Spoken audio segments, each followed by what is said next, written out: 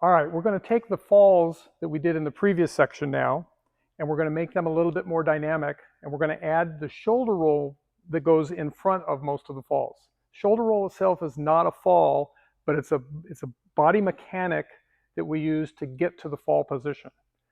So let's do it on the incline mat first. Again, mat, it gives us safety. The fact that it's on an incline just makes it easy to get the roll out of it. Doing a shoulder roll, a regular shoulder roll on the flat mat is tough because it wants to absorb all the energy that we need. So the idea of a shoulder roll is we're going to go on one side or the other, right or left, and whichever side you would like to go on, if you're more comfortable on your right shoulder, put your right knee forward. There you go. Now, what we want to do is we want this to start the contact here at this shoulder on your back, and it's going to come across to the hip on the opposite side. So as I get you lined up, we're going to get your body lined up that way first. Make a bicycle wheel with your two hands, and I want you to put the hands up here, at least where your foot is. And the idea is that if it's up here, when you roll, this knee won't have as much tendency to get into the ground. We're going to roll, as I said, from this shoulder across to this hip. To make that happen, the magic is this leg. It has to come over the top on that same line. All right? This is going to be in the way. So we're going to get this out of the way just like we do in most of our falls. We're going to look to your left and back so that this is touching, this is not. You're going to push with the hands, make sure that this is in contact with the mat all the way across to your hip, and make sure the foot comes straight over the top. How do you like me to land? All I want you to do to land is just let yourself roll. You do not need to stand up. Just let it naturally lay on the ground, and we'll turn that into a fall in just a minute. Good. Feel comfortable? Yes, sir. Now, when you do a shoulder roll properly, one of the things that we notice is it's very quiet. And the reason is nothing is hitting the floor. There's always something touching. All right? One more time. Everything's lined up. You're looking behind yourself. Good. And everything came over the top. And as you're trying to do it slow, you'll notice that there's a little bit of wobble. You'll go to one side or the other. And all that is gravity affecting your body based on what's touching the mat. Let's do the other side just to show people that there is a strong side and a weak side. And let's see what are the things that you remember that you're putting together to make the other side work? Put that side forward. I want to start on this shoulder and end on the opposite hip. I'm putting my bicycle wheel, so I'm rolling on all of this. And I'm going to get my head out of the way so I look to my right. Good. One more second. So the hand needs to be up near the foot to make sure that this is touching instead of the knee. And the magic comes from? Pushing with the back. From your other foot, your trailing foot coming over the top. All right. What happens if you're not going the direction you want to go? What happens if every time you try and roll on one side, it goes this way or that way? What is it that's in control of which direction you go? Where I'm pointing and starting my arm. Where your bicycle wheel is pointed. Okay, and that's the reason I use the word bicycle wheel. It's not so much that it's something big and obstructive in front of you, but it tells you that if I'm going this way, I don't have a clue where I'm going to end up. I need to point that the direction I want to roll.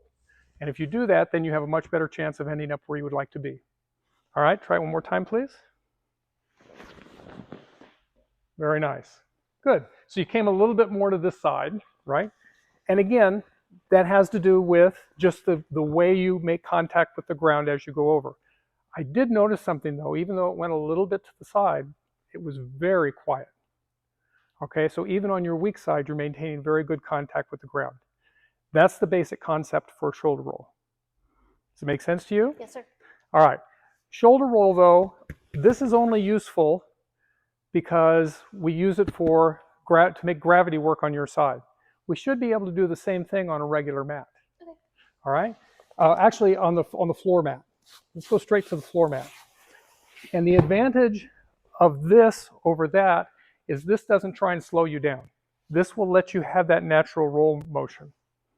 All right? So try it again on this your favorite side. Again, same idea. Point that where you want to go and just let your body relax when you land. Good. Okay, come on back. Again, very nice and quiet. Yes? let's see if we can put the side fall in with that. So the only thing that's going to be different to add the side fall in is you're going to make your body stretch out and keep that outside leg on the mat, and you can slap again. Yes, sir. All right, try it one more time. This is not usually this easy, but you've done this a number of times. So go ahead and go as slow and controlled as you can so people can see when the leg sticks out and when the hand slaps. Yes, sir. And stay right there. So again, like we did the side fall before, this side of her body, the safe side, is down on the ground. She's got her ribs and the underside of her arm there. She did a really good job, even had her head up.